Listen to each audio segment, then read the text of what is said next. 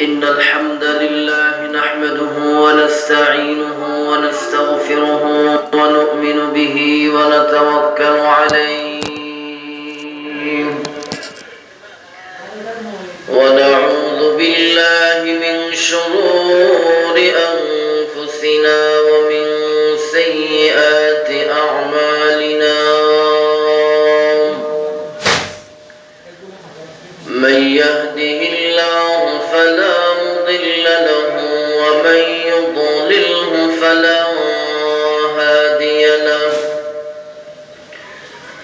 ونشهد أن لا إله إلا الله وحده لا شريك له ونشهد أن سيدنا وسندنا وحبيبنا وحبيب ربنا وطبيبنا وطبيب قلوبنا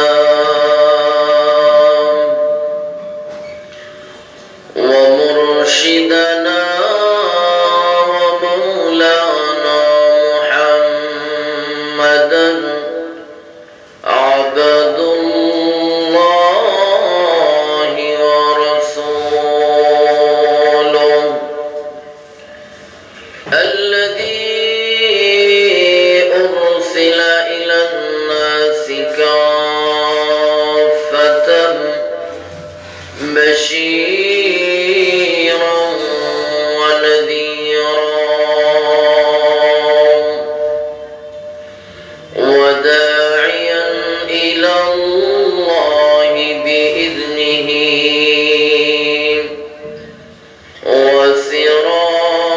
وسراجا وقمرا منيرا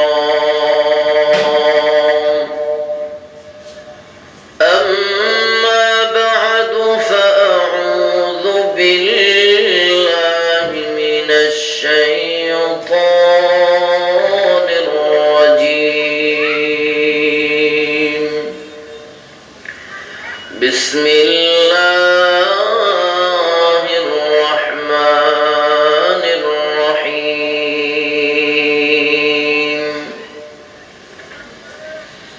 كل نفس ذائقة الموت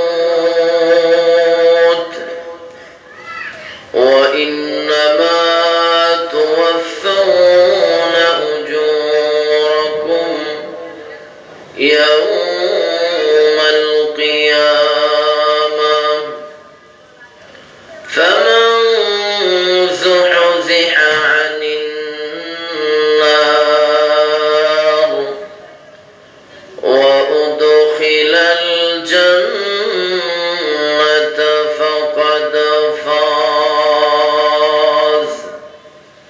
وما الحياة الدنيا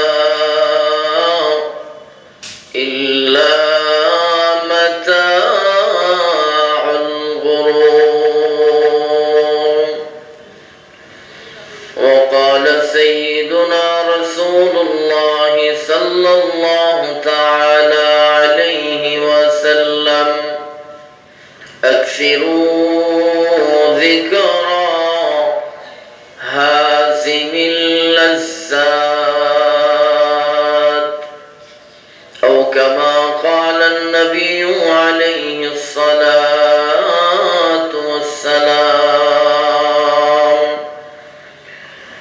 وقال سبحانه وتعالى إن الله وملائكته يصلون على النبي يا أيها الذين آمنوا صلوا عليه وسلموا تسليما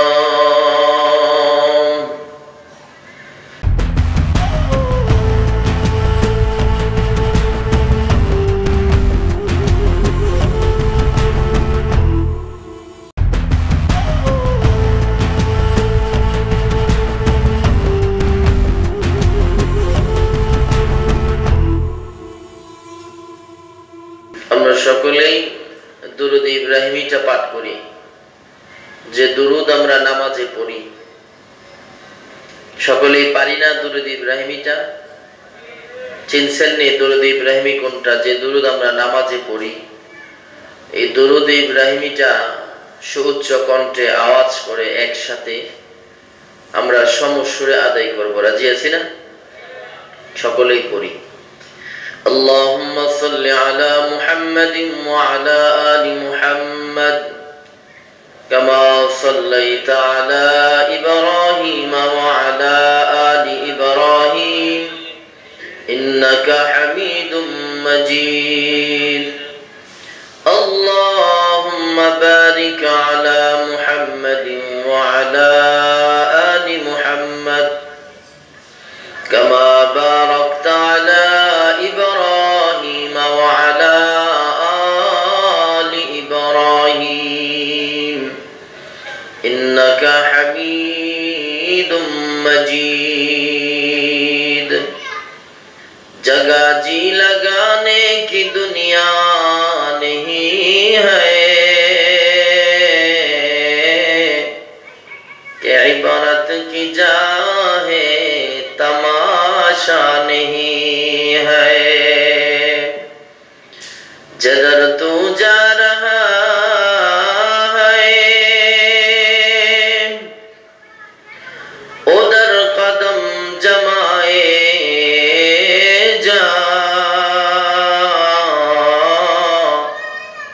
क्यों सुने या न सुने अपना गाना गाए जाओ। यही हम सब मुसाफिर हैं, कब्र आखिर ठिकाना। कोई आगे रवाना है, कोई पीछे रवाना।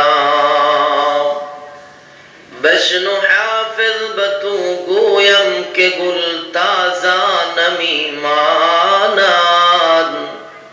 अगर मानन शबे मानन शबे दीगर नमी मानन। गुलज गुलशन जुदा गश्ता तरु ताजा नमी मानन। अगर मानन शबे मानन शबे दीगर नमी मानन। ए दुनिया मिছে গলে ভাই শুধু আশার খেলা ঘর।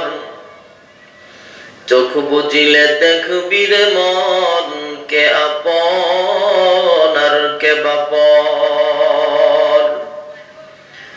নদী পথে নৌকা চালাও ওহে মাঝি ভাই।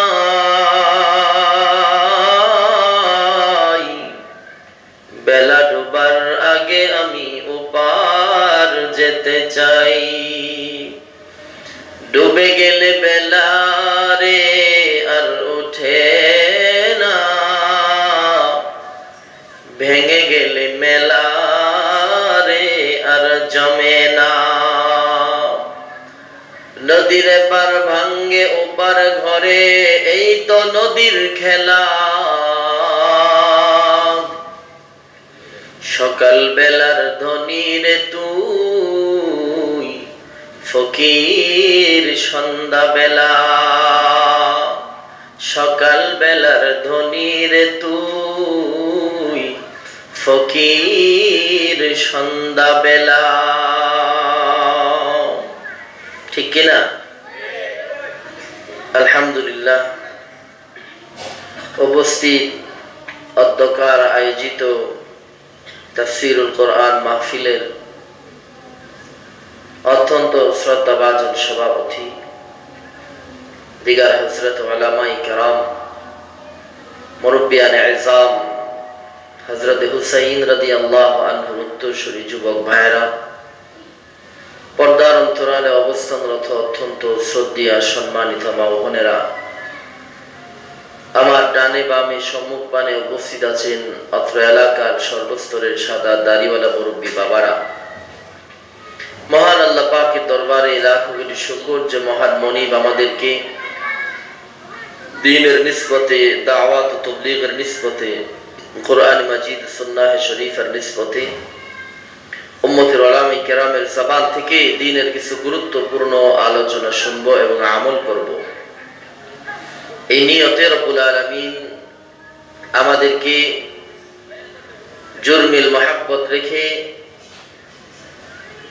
আল্লাহ পাকের ঐশী গ্রন্থ কোরআন আল হাকিমের কিছু কথা আল্লাহর হাবিব সাল্লাল্লাহু আলাইহি ওয়াসাল্লামের পবিত্র জবানের গুরুত্বপূর্ণ কিছু নসিহত শোনার সুযোগ করে দিয়েছেন। এজন্য আমরা খুশি না বেজার? আমার মাত বুঝেননি আপনারা? আমার ভাষা বুঝেন?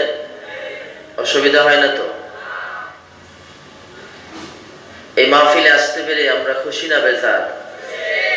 খুশি না? কারা কারা হাত উঠান তো দেখি। খুশি না আপনারা? হ্যাঁ,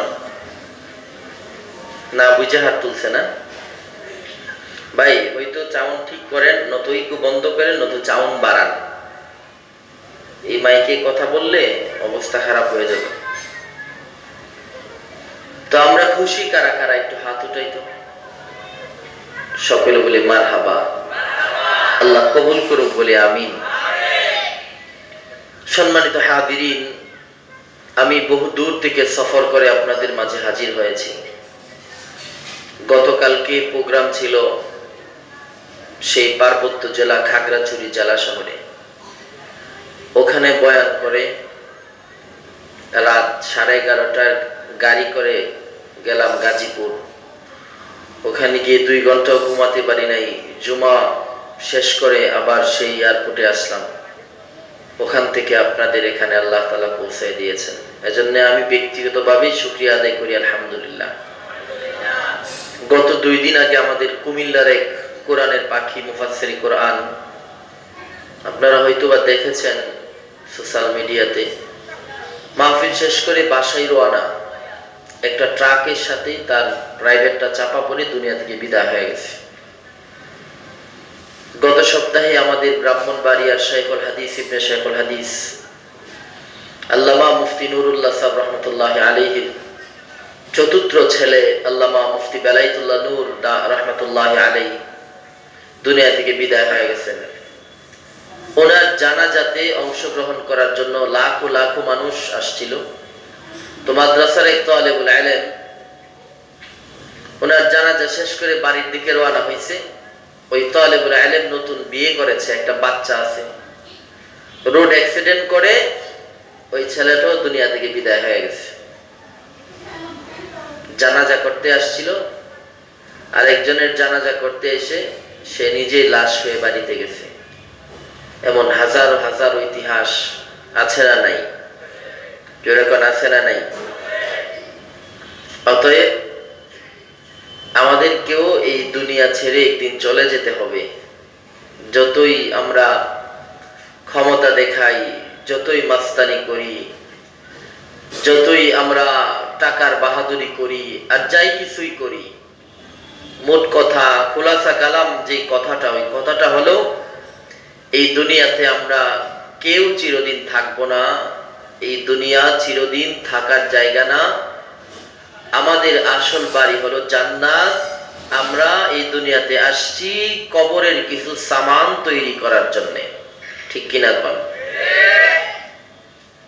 বাড়ি, গাড়ি, নারী, ছেলের মায়া, বিবির মায়া, পাড়া প্রতিবেশীর মায়া, বন্ধু বান্ধবের মায়া আমাদের দিলের ভিতরে এমন ভাবে ঢুকছে যে ওই দুনিয়ার নাজ নিয়ামতের ভিতরে আমরা এমন ভাবে ডুব দিয়েছি যে আল্লাহ তাআলা কি ভুলে গেছি, জান্নাতের কথা ভুলে গেছি, জাহান্নামের কথা ভুলে গেছি, আখিরাতের কথা আমরা ভুলে গেছি। আমরা গাফেল হয়ে গেছি। ঠিক কিনা? জোরে কর। এজন্যই আল্লাহ নবী সাল্লাল্লাহু আলাইহি ওয়াসাল্লাম আমার খুতবাতে তিলাওয়াতকৃত হাদিসে বলেন, আকসিরু যিকরা হাযিমিল লাজ্জাত ইয়ানি আল মাউত। উম্মত, ও আমার উম্মত, বেশি বেশি তোমরা মওতের চিন্তা করো, মৃত্যুর ফিকির বেশি বেশি করো। কারণ যার দিলে মরণের চিন্তা আছে সে কোনোদিন গুনাহ করতে পারে না, ঠিক কিনা? যে যুবকের দিলে মৌতের চিন্তা থাকে ওই যুবক কোনোদিন পাপ কাজে লিপ্ত হতে পারে না, ঠিক কিনা কর? যে যুবকের দিলে জাহান্নামের ভয়াবহতার ভয় আছে, কবরের ভয় আছে, হাসরের ভয় আছে, এই যুবক 14 ফেব্রুয়ারিতে বেহায়া নির্লজ্জের মতো অসভ্যর মতো তার আরেকটা বেহায়া নির্লজ্জ মেয়েকে নিয়ে রাস্তায় ঘুরতে পারে না, ঠিক কিনা কর? এই যে গেল 14 ফেব্রুয়ারি বিশ্ব ভালোবাসা দিবস, আসলে বিশ্ব ভালোবাসা দিবস বলতে শরীয়তে কোনো দিবস নাই, ইসলামে কোনো দিবস নাই, ঠিক কিনা কর? কত ডে কত দিবস যে আবিষ্কার করা হইতেছে, আর আমাদের যুবকরা এই ডে গুলাকে সাদরে তারা গ্রহণ করে নিতেছে, ঠিক কিনা কর? কত বেহায়া, কত নির্লজ্জ, কত বড় বেলাজা আমাদের মুসলমানের সন্তানেরা আজকে বিশ্ব নবীর আদর্শ বাদ দিয়া, বিশ্ব নবীর অনুসরণ অনুকরণ বাদ দিয়ে আজকে আমাদের মুসলমানের সন্তানেরা ইহুদি খ্রিস্টানের কৃষ্টি কালচারকে তারা সাদরে গ্রহণ করতেছে, ঠিক কিনা কর? আফসোসের বিষয়, পরিতাপের বিষয়।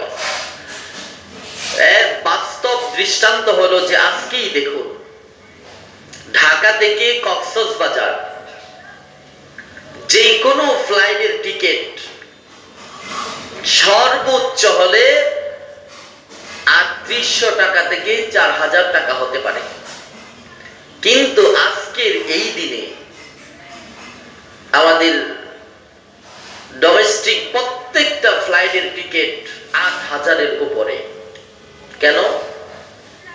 3 দিন সাপ্তাহিক ছুটি আছে, সরকারি ছুটি, কক্সবাজারে আসবে, সমুদ্র সৈকতে ঘুরবে, যত অনিসলামিক কাজ, যত অনৈতিক কাজ, যত শরীয়ত বিরোধী কাজ আছে, যত গর্হিত কাজ আছে, যত ফাহেসা কাজ আছে, এই সমস্ত কার্যকলাপে লিপ্ত হওয়ার জন্য হাজারো হাজারো লক্ষ লক্ষ টাকা তারা ব্যয় করে দিতেছে, ঠিক কিনা জোরে কর? অথচ কোনটা হালাল, কোনটা হারাম, কোনটা জায়েজ, কোনটা নাজায়েজ, কোনটা ইসলাম সমর্থন করে, কোনটা ইসলাম সমর্থন করে না, এই জিনিসটা বুঝার যোগ্যতা আজকে আমাদের মুসলমানদের সন্তানের কাছে নাই, ঠিক কিনা কর? কোনটা হারাম, কোনটা হালাল, কোনটা জায়েজ, কোনটা নাজায়েজ, এই জিনিসগুলো বোঝার যোগ্যতা আজকে মুসলমানের ছেলে মেয়েদের কাছে নাই। একটা হারাম কাজ করতেছে, সে বুঝতেও পারতেছে না যে এটা তো ইসলাম হারাম করেছে, এটা তো আমার নবী আজ থেকে 1500 বছর আগে হাদিস শরীফে নিষেধ করে দিয়েছেন, উম্মত এটা তোমার জন্য হারাম, উম্মতের নারী পুরুষ এটা তোমাদের জন্য নাজায়েজ। অথচ এই নাজায়েজ, এই হারাম এর দিকে আমাদের কোনো দৃষ্টিপাত নাই, ঠিক কিনা জোরে কর? এই যে এখানে একটা স্লিপ দেওয়া আছে, দেখছে বিয়েতে গান বাজনা হয়, দয়া করে এ সম্পর্কে কিছু বলেন।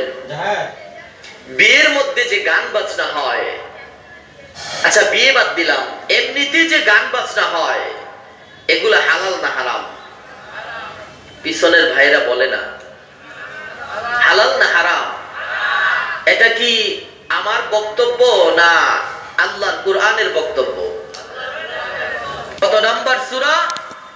সূরা লুকমানের 6 নম্বর আয়াতে আল্লাহ তাআলা আয়াত নাযিল করে দিয়ে গোটা দুনিয়ার সমস্ত উম্মতে মুসলিমার জন্য আল্লাহ তাআলা ইলা ইয়াউমি ইউবআসুন, কিয়ামত পর্যন্ত সমস্ত গানকে হারাম ঘোষণা দিয়েছে। চাই শরীফুদ্দিনের গান, চাই মমতাজ আফার গান, চাই বাংলাদেশের টপ লেভেলের যত শিল্পী আছে, যে কোনো শিল্পীর গান আপনি শোনেন, এটা কিয়ামত পর্যন্ত আসমানের মালিক আল্লাহ মুসলমান নর এবং নারী, মুসলমান যুবক আর যুবতীর জন্য আল্লাহ তাআলা এটা হারাম করে দিয়েছে। ঠিক কি না? অথচ এই গান আজকে আমার পকেটে বাজতেছে, এই গান আমার ঘরে বাজতেছে, এই গান আমার দোকানে বাজতেছে, এই গান আমার প্রাইভেট কারে বাজতেছে, এই গান আমার অটোতে বাজতেছে, এই গান আমার সিএনজিতে বাজতেছে। অথচ এটা যে নাজায়েজ, এটা যে হারাম, এটাকে আমরা বিশ্বাসই করতে রাজি না। ঠিক কিনা জোরে কর। অথচ শরীয়তের অকাট্য দলিল আল্লাহ তাআলা কুরআন আল হাকিমে স্পষ্ট ভাষায় বলে দিয়েছেন যে গান হারাম, গান হারাম, গান হারাম। আজকাল কিছু বাউল শিল্পীরা তারা বাউল গানের মঞ্চে দাঁড়াইয়া দু চারজন মানুষের সামনে তারা বলে, গান যদি হারাম হয় তাহলে কোরআনের পাখিদের কোরআনের কথা বলাও হারাম। আর জুড়ে কন্যা নাউজুবিল্লাহ। সে নাকি পুলিশ। ঠিক কিনা? দেখছেন না আপনারা ভিডিওটা? আবার নিজেকে মুসলমান দাবি করতেছে। কোন মুসলমানের সন্তানের জবানে এরকম কথা আসতে পারে না। আমরা 92% মুসলমানের দেশে বসবাস করি, যে দেশ মুসলমানের দেশ, ওলিয়া উলিয়ার দেশ, যে দেশ মসজিদ মাদ্রাসার দেশ, এদেশে একজন লোক দাঁড়িয়ে এই কথা বলবে তা কোনোদিনও কল্পনা করা যায় না। ঠিক কিনা জোরে কর। আরো জোরে আওয়াজ দিয়া কোন ঠিক কিনা? আল্লাহ রাসূল তিরমিজি শরীফের হাদিসের মধ্যে বলেন যে যে মুসলমান নারী হোক পুরুষ হোক, যার মধ্যে 3টা গুণ থাকবে সে জান্নাতে যাবে। কয়টা গুণ? কোন কিতাবের হাদিস? তিরমিজি শরীফের হাদিস। আল্লাহ নবী বলেন যে মুমিন মুসলমানের মধ্যে 3টা গুণ থাকবে সে জান্নাতে যাবে। কোন সুবহানাল্লাহ। 1 নাম্বার আল্লাহ রাসূল বলেন, মান আকালা তাইয়্যিবা ওয়া আমিলা ফি সুন্নাহ ওয়া আমিনান নাস বাওয়াইকাহু ফাদাখালাল জান্নাহ। চিল্লায় কোন আল্লাহু আকবার। 3টা গুণের প্রথম নম্বরের গুণ আল্লাহ রাসূল বলেন, মান আকালা তাইয়্যিবা, যে ব্যক্তি হালাল খাদ্য ভক্ষণ করে, যার ইনকামটা হালাল, যার রুজিটা হালাল, যার মাসিক বেতনটা হালাল, যার উপার্জনটা হালাল, আল্লাহ রাসূল বলেন সে প্রকৃত মুমিনের 1 নম্বরের গুণ অর্জন করেছে। কোন সুবহানাল্লাহ। আজকে আপনাদের এই ফ্যান্ডালের নিচে যারা আমরা উপস্থিত আছি, আমাদের মধ্যেও এমন কিছু মুসলিম ভাই আছে যাদের উপার্জনটা হারাম ভাবে, উপার্জনটা হারাম আসতেছে, যাদের ইনকামের ভিতরে বেজাল আছে, যাদের মাসিক বেতনের ভিতরে হারাম টাকা আছে। ঠিক কিনা? আছে কিনা? যেমন মনে করেন আমরা সারা বাংলাদেশ সফর করি, ভ্রমণ করি, রাস্তার উপরে আমাদের জীবনটা চলে, গাড়ির উপরে চলে। আমরা দেখি আমাদের পুলিশ ভাইয়েরা রাস্তার বিভিন্ন জায়গায় ব্যারিকেড দিয়ে ট্রাক গুলাকে দাঁড় করায় দেয়, বড় বড় পিকআপ গুলাকে দাঁড় করিয়ে তাদের থেকে টাকা নেয়, নাই কিনা? দেখছেন নি এই দৃশ্যটা? এই যে ওনারা যে টাকাটা নিতেছে একটা ট্রাকের ড্রাইভার থেকে, ওনাদের জন্য কিন্তু আমাদের সরকার মহোদয় একটা মাসিক বেতনের ব্যবস্থা করে রাখছে কিনা? এই যে বেশি ট্রাকের ড্রাইভার থেকে এই যে 50 টাকা 100 টাকা উনি নিতেছে, এই টাকাটা কিন্তু হারাম। কি বলেন? এই টাকাটা কি হারাম? মনে করেন একজন সরকারি কর্মকর্তা, সরকার ওনাকে 10 ঘন্টার ডিউটি দিয়ে ওনার চাকরিতে জয়েন করেছে। এই সরকারি ডাক্তার কর্মকর্তা আপনার 6 ঘন্টা ডিউটি করে 4 ঘন্টা সে ঘুমায়। কয় ঘন্টা ডিউটি করে? 6 ঘন্টা ডিউটি করে 4 ঘন্টা সে ঘুমায়। মাস শেষে দেখা গেল 10 ঘন্টার বেতন ব্যাংক থেকে চেকের মাধ্যমে উঠায় আনতেছে। আনে কিনা? আল্লাহ রাসূল বলেন, তুমি যে 10 ঘন্টার ডিউটির মধ্যে 6 ঘন্টা করলা, 4 ঘন্টা ঘুমাইলা, এই 4 ঘন্টার যে টাকাটা সরকারের তহবিল থেকে আনলা, এই 4 ঘন্টার টাকা তোমার হারাম, তোমার ইনকামটা হারাম। চিল্লায় কর নাউযুবিল্লাহ। মান আকালা তাইয়িবা, আল্লাহ রাসূল বলেন, যে ব্যক্তি হালাল খাদ্য ভক্ষণ করবে। আমরা হালাল খাদ্য ভক্ষণ করতে চাই কি চাই না? যেরকম চাই কি চাই না?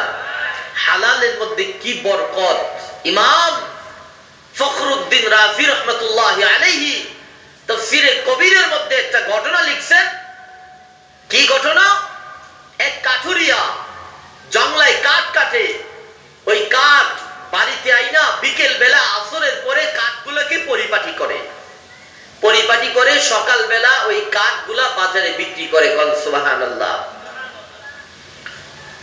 তো ফখরুদ্দিন রাজি রাহমাতুল্লাহি আলাইহি লিখছেন যে কাঠুরিয়া যখন জঙ্গলাতে কাঠ কাটতে গেল, কাঠ মাথায় নিয়ে যখন বাড়ির দিকে রওনা হইছে, এক আল্লাহর ওলি, আল্লাহর এক বান্দা মুসাফির মানুষ এই কাঠুরিয়ার সামনে দাঁড়ায় বলতেছে, ভাই আমি মুসাফির মানুষ, আমি অনেক দূর থেকে সফর করে এসেছি, আমার রাত্রি যাপনের কোনো ব্যবস্থা নাই, আমি কোথায় রাত্রি যাপন করব?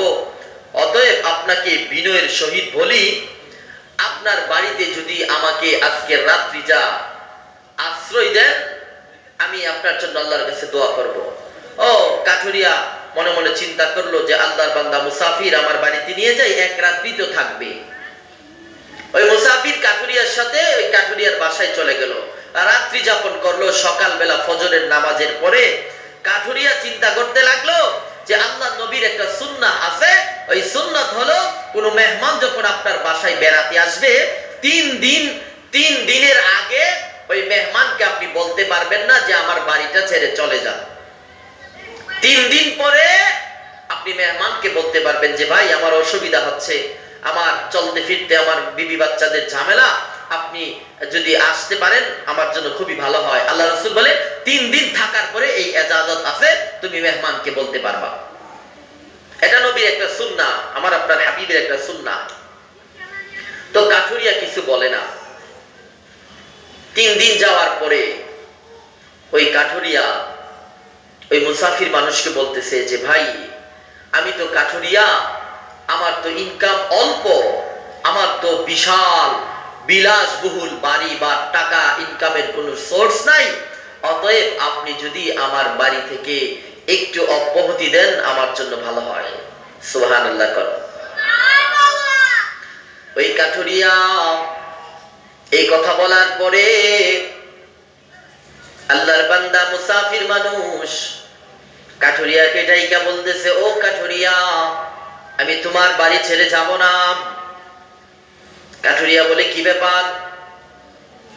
আমি তো অসহায় মানুষ, আমি তো দুর্বল মানুষ, আমার তো তেমন ভালো কোনো ইনকাম নাই, আমার তো ইনকাম কম, যে ইনকাম করি ওই ইনকাম দিয়ে আমার সংসার চলে না, আপনাকে খাওয়াতে পড়াতে আমার খুব কষ্ট হচ্ছে। আল্লাহর বান্দা মুসাফির মানুষ ডাইকা বলেন, ও কাঠুরিয়া, আমি তোমার বাড়িতে 3 দিন রাত্র যাপন করেছি। কয়দিন? জোরে বলুন, কয়দিন? 3 দিন আমি তোমার বাড়িতে রাত্রি যাপন করেছি। তোমার বিবি আমাকে 3 দিন রাত্রির বেলা ভালো ভালো খাবার দিয়েছে। কাঠুরিয়া রে, আমি যখন 3 দিন রাতের বেলা খাবার খাইয়া ঘুমায় গেলাম, আল্লাহর কসম, আল্লাহর কসম, আমি 3 দিন রাহমাতাল লিল আলামিন, দু জাহানের বাদশা সাকি কাউসার নবী মুহাম্মদুর রাসূলুল্লাহ সাল্লাল্লাহু তাআলা আলাইহি ওয়াসাল্লাম কে স্বপ্নে যুগে দেখেছি। চিল্লায়া কন্না সুবহানাল্লাহ। কাঠুরিয়া এই কথা শোনার পরে মুসাফির মানুষকে জাপটি মেরে ধরে বলে, ও মুসাফির আল্লাহর বান্দা, তুমি কি বলতেছো? মুসাফির মানুষ বলে, ও কাঠুরিয়া, তোমার ইনকামটা বড় হালাল, তোমার কামাইটা বড় হালাল, তোমার রুজিটা বড় হালাল। এই হালাল টাকা দিয়া তুমি বাজার করো, আর তোমার বিবি হালাল টাকার সবজিগুলা যখন পাকায়, আর এই হালাল টাকার ইনকামের হালাল খাবার যখন আমার সামনে আইনা দেয়, আমি তাকায় দেখি আসমান থেকে তোমার হালাল খাবারের মধ্যে আল্লাহ পাকের সাকিনা গুলা ঝলমল ঝলমল করতেছে। আমি ওই ঝলমল ঝলমলকৃত ওই হালাল খাবার যখন পেটে ঢুকাইয়া আমি যখন রাতের বেলা ঘুমায়া যাই, আল্লাহর কসম, আল্লাহর কসম, তিন দিন তোমার বাড়িতে রাত্রিবেলা খাবার খাইয়া ঘুমাইছি। তিন দিন ওই যে মদিনার নবী, হায়াতুন নবী, জিন্দা নবী, রাহমাতাল লিল আলামিন নবী মুহাম্মদুর রাসূলুল্লাহ সাল্লাল্লাহু আলাইহি ওয়াসাল্লামকে আমি মুসাফির স্বপ্নে যুগে দেখেছি। চিল্লায়া কন্না সুবহানাল্লাহ।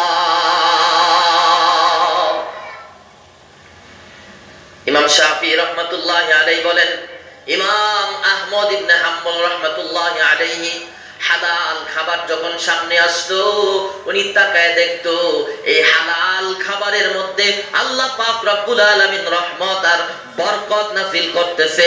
ইমাম আহমদ ইবনে হাম্বল রাহমাতুল্লাহি আলাইহি ওই হালাল খাবার পেট ভরে খাইতো, অনেক বেশি করে খাইতো। ইমাম শাফিঈ রাহমাতুল্লাহি আলাইহি দাইকা বলতো, ও ইমাম আহমদ ইবনে হাম্বল, আল্লাহর ওলিদের গুণ হলো পেটটাকে 3 ভাগে ভাগ করা, এক ভাগ খালি রাখা, আরেক ভাগ পানি দিয়ে ভরপুর করা, আরেকবার খাবার দিয়ে ভরপুর করা। ও ইমাম আহমদ ইবনে হাম্বল, তুমি তো দেখতেছি পেটের 3টা অংশকে তুমি খাবার দিয়ে ভরপুর করে ফেলো। এটা তো আল্লাহর ওলিদের গুণ না, এটা তো আল্লাহর মাহবুব বান্দাদের পরিচয় না।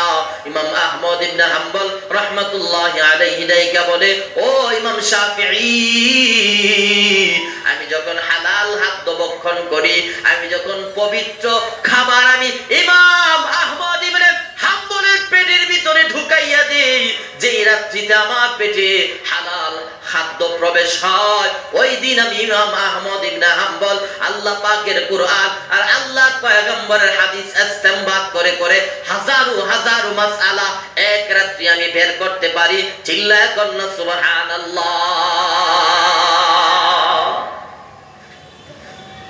অনেকেই বলে মসজিদের ইমাম সাহেব বেতন হলো 5000, কয় হাজার? জোরে কন্যা, কয় হাজার? কয় ছেলেরে মাদ্রাসায় দিবা না? ও আমাদের মেয়েটাকে আলেমের কাছে বিয়ে দিবা না, কারণ আলেম তো ইমাম তো 5000 টাকা বেতন পায়, এই 5000 টাকা দিয়ে সে নিজেই চলতে পারে না, আমার মেয়েটাকে কিভাবে ভালো রাখবে? ঠিক কিনা কোন? কয় কিনা? এই ছেলেকে মাদ্রাসায় দিয়ে আলেম বানাবানা, আলেমরা খাইতে পায় না, আলেমদের খাবারের বড় অভাব, মাদ্রাসায় পড়াইয়া কোনো লাভ নাই, কোনো লাভ নাই। সমাজের কিছু মানুষ এই স্লোগান দেয়, জোরে কোন ঠিক কিনা? ও সমাজের বোকা মুসলমান, ভালো করে শুনো, মসজিদের ইমাম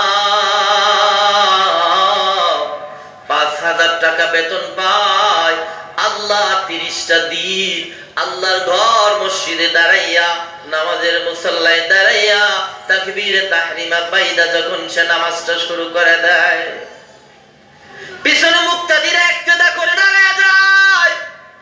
আল্লাহ 30টা দিন মসজিদের ইমাম একটা বেগানা নারীর দিকে নজর দেয় না, একটা হারাম কাজের সাথে ইমাম সম্পৃক্ত হয় না, ইমাম তার জবান দিয়ে মিথ্যা বলে না, ইমাম ইচ্ছে করলে একটা টেলিভিশনের সামনে গিয়ে বসতে পারে না, ইমাম তার ছেলে মেয়েকে নিয়ে শরীয়তের ঢিলাঢালা পর্দার ভিতরে থাকে, ইমামের বিবিটাকে শরীয়তের ঢিলাঢালা বুকরার ভিতরে আবদ্ধ করায় রাখে। কথা কোন ঠিক কিনা? জোরে কন্যা ঠিক কিনা? এই ইমামের বেতন 5000 টাকা, আর আরেকজন সরকারি চাকুরিজীবী বেতন পায় 1 লক্ষ টাকা, 50,000 টাকা।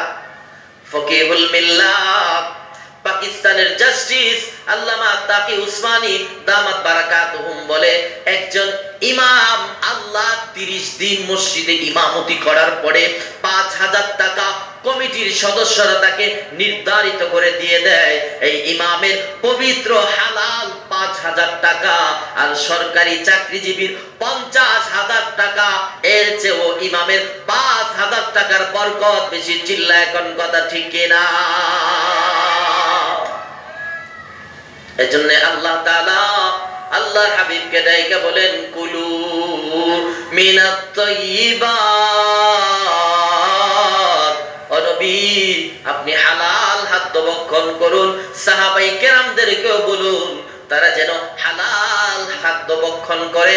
আপনার গোটা উম্মতকে জানায়া দিন তারা যেন হারামকে ছুড়ে দেয় আর হালাল জিনিসটাকে যেন তারা আঁকড়ায়া ধরে। ঠিক কিনা কর? এই হালাল হারামের ভেদাভেদ, এই হালাল হারামের পার্থক্য আমাদের সমাজের মুসলমানরা আজ করতে পারে না। ঠিক কিনা কর? এই যে বিয়ের দিন গান বাজনা, এগুলা শরীয়তের কোন কিতাবের কত নাম্বার পৃষ্ঠায় লেখা আছে কেউ বলতে পারবেন নি?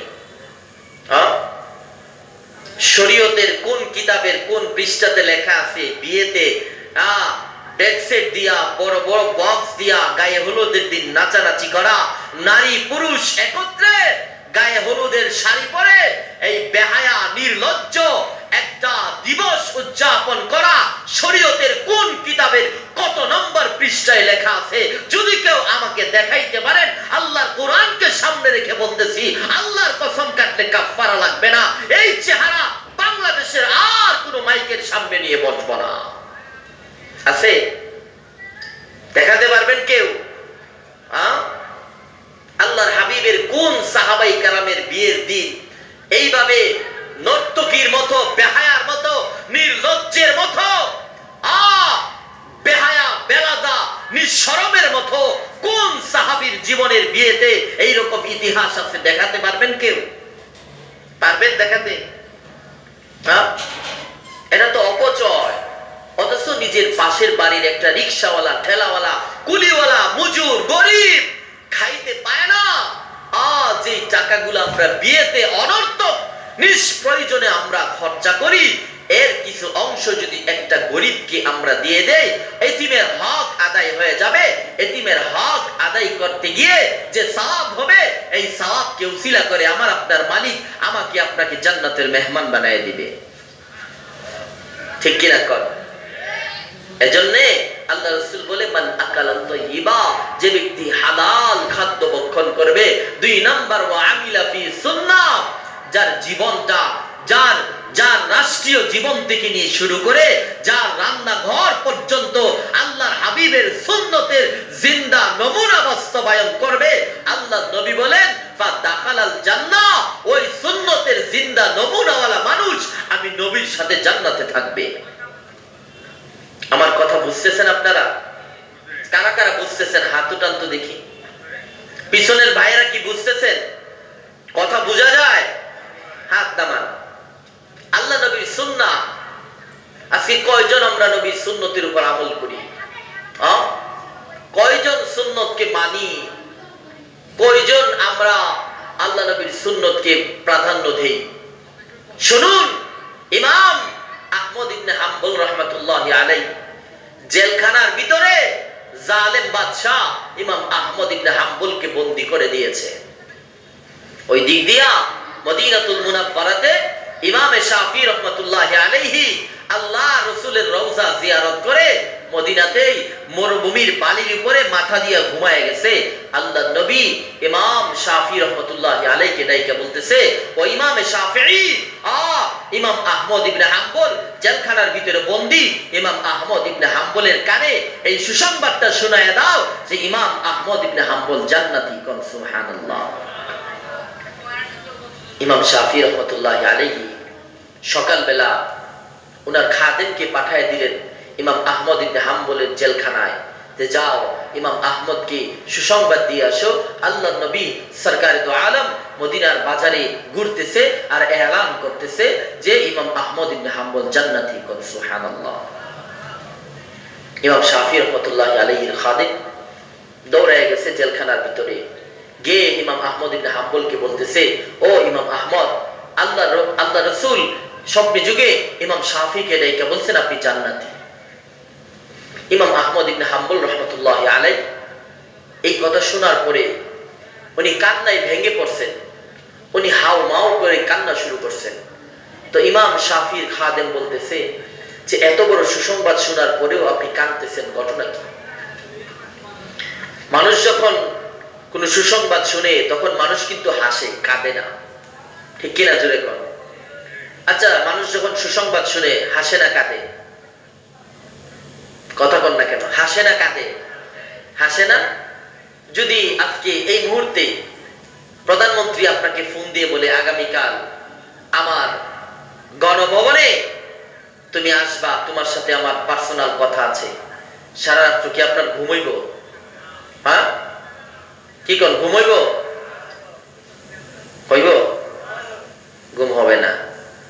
সুসংবাদ পেলে মানুষ খুশি হয়ে যায়, তার দিল প্রফুল্লতায় ভরে যায়, তার চেহারায় হাসি ফুটে ওঠে, ঠিক কিনা জোরে কর। ইমাম আহমদ ইবনে হাম্বল রাহমাতুল্লাহি আলাইহি এত বড় সুসংবাদ পাওয়ার পরেও উনি হাসে না, উনি কান্না করতেছেন। তো ইমাম শাফির খাদেম বলতেছে আল্লাহ নবী যার জীবনে কোনো মিথ্যা নাই, যার জীবনে কোনো কলঙ্কের দাগ নাই, যার জীবনে কোনো একটা কেলেঙ্কারির দাগ নাই, যার জীবনে দুর্নীতির কোনো মামলা নাই, যার জীবনে কোনো একটা দুশ্চরিত্রের কোনো দাগ যার জীবনে নাই, 63 বছর হায়াতের জিন্দেগিতে ওই নবীর পবিত্র জবানে ঘোষণা করেছে আপনি জান্নাতি, তাহলে আপনার চোখে পানি কেন? ইমাম আহমদ ইবনে হাম্বল বলতেছেন যে ভাই, আল্লাহ নবীর একটা সুন্নত আছে, মানুষ যখন কাউকে সুসংবাদ দেয় তখন ওই সুসংবাদ দেনেওয়ালা ওই মানুষটাকে কিছু উপকটন হাদিয়া দেওয়া আল্লাহ নবীর সুন্নত।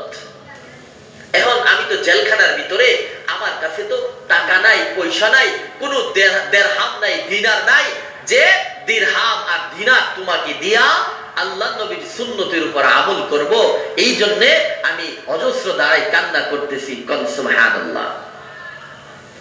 তো কো যাও সুন্নতে আহমদ কো যাও, বা মুহাম্মদ কই বুদ নিসবত তোরা, गर्भ सूरत आदमी इंसाफ दे, अहमद अबू जहल हम एक साशुदे, रंग सुन्नी रंग उजरानी बुआद, सिबगत अल्लाह नफ्स कुरानी बुआद।